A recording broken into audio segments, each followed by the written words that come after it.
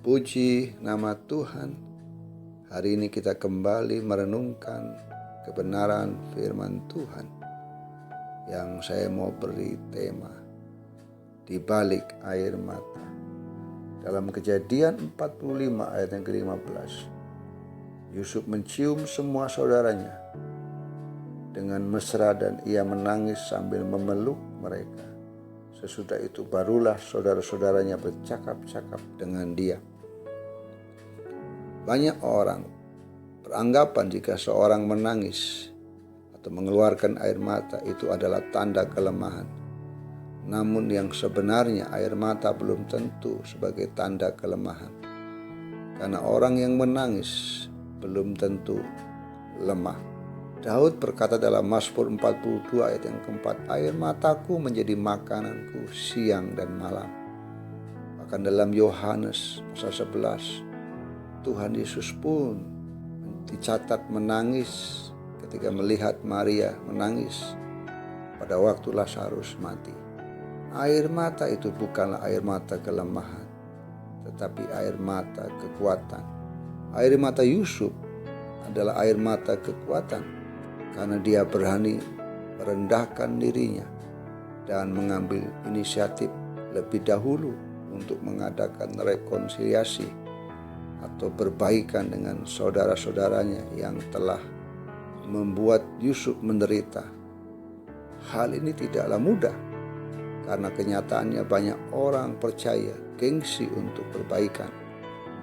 Apalagi terhadap kesalahan orang lain, mereka akan cenderung untuk menyalahkan daripada menyelesaikan. Air mata Yusuf tidak menyimpan kesalahan orang lain. Umumnya ketika kita diperlakukan dengan buruk oleh orang lain, baik dalam perkataan, sikap maupun perbuatan, kita akan cenderung menyimpan kesalahan mereka dan tidak melupakannya. Pada waktu Yusuf ada di Mesir, ia berkata, Allah telah membuat Yusuf lupa sama sekali akan kesukaran dan kepada rumah bapaknya. Seringkali kita mengampuni kesalahan waktu orang lain, tetapi terkadang tidak melupakan kesalahannya. Yusuf adalah orang yang kuat karena ia mengampuni dan tidak mengingat-ingat lagi apa yang menjadi kesalahan saudara-saudaranya.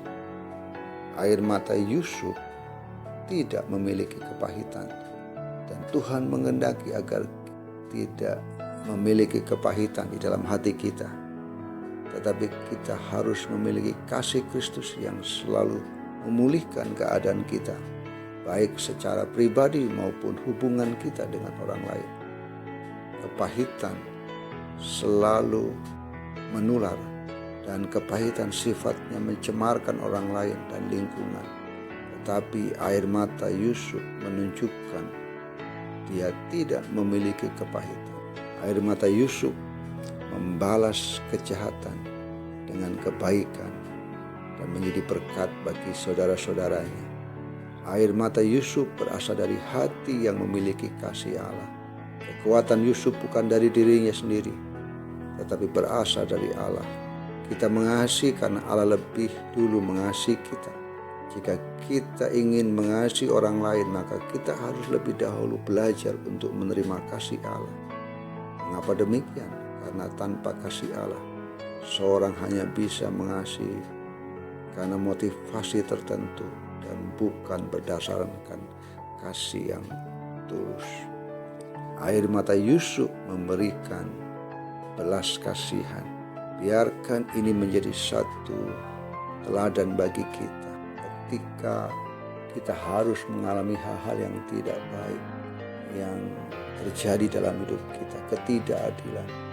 Biarkan setiap air mata yang keluar dari hidup kita bukan air mata menjadi bukti kelemahan kita, tapi biarkan air mata yang keluar dari hidup kita adalah air mata yang menjadi kekuatan buat kita, air mata yang melepaskan pengampunan bagi orang-orang di sekitar kita, air mata ucapan syukur kepada setiap proses yang Tuhan izinkan dalam hidup kita, dan air mata sukacita atas setiap rencana Tuhan yang besar dalam hidup kita.